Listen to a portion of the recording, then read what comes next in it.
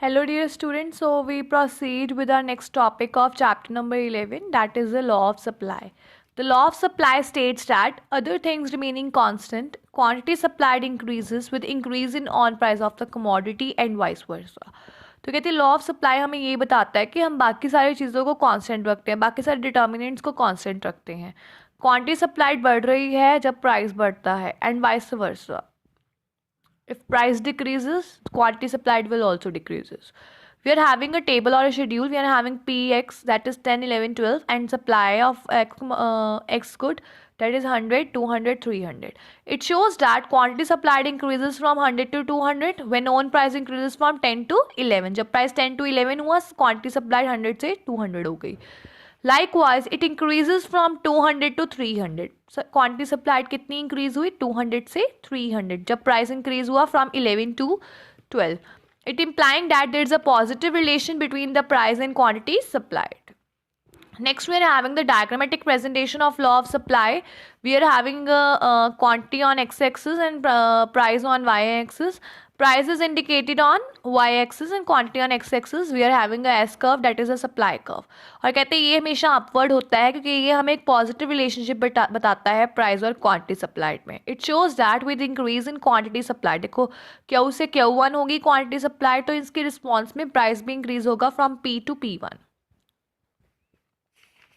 So this is the diagrammatic presentation of law of supply.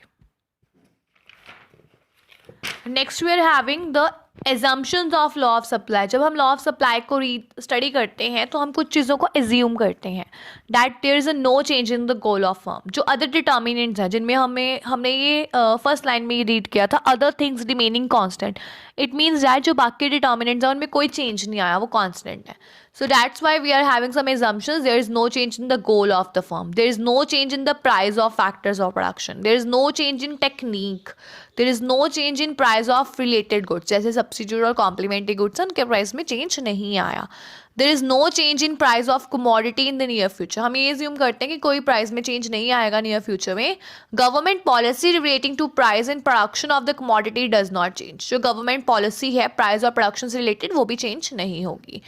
Next we are having the exceptions to law of demand. कहते कुछ ऐसी जगह है जहाँ पे लॉ ऑफ सप्लाई एप्लीकेबल नहीं है. जैसे कि हमें पता है law of supply means positive relation between price and quantity supplied. मतलब कुछ ऐसे केसेस हैं जहाँ पर हमारा ये जो लॉ है वो एप्लीकेबल नहीं है. It may not hold good in certain situations.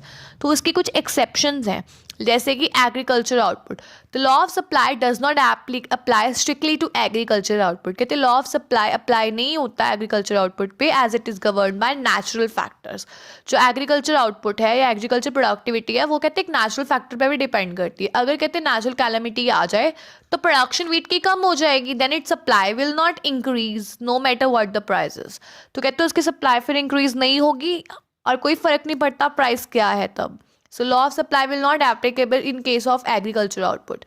Next we are having the goods of social distinction. Supply of the goods of social distinction will remain limited even if its price tend to rise. तो कहते हैं कुछ goods हैं जिनकी supply हमेशा limited रहती है बेशक उसका प्राइस बढ़ जाए. तो इस केस में भी क्या है पॉजिटिव रिलेशनशिप एग्जिस्ट नहीं करता प्राइस और क्वांटिटी सप्लाइड में और लॉ ऑफ सप्लाई एप्लीकेबल नहीं है. Next we are having perishable goods. At a given point of time, sellers may be willing to sell more of a perishable goods even at a low price. कहते हैं given point of time में seller क्या करता है ज़्यादा perishable goods को sold करता है कम प्राइस पे. This is because shelf life of perishable goods is very short. कहते हैं ये इसलिए है क्योंकि shelf life क्या है perishable goods की short है.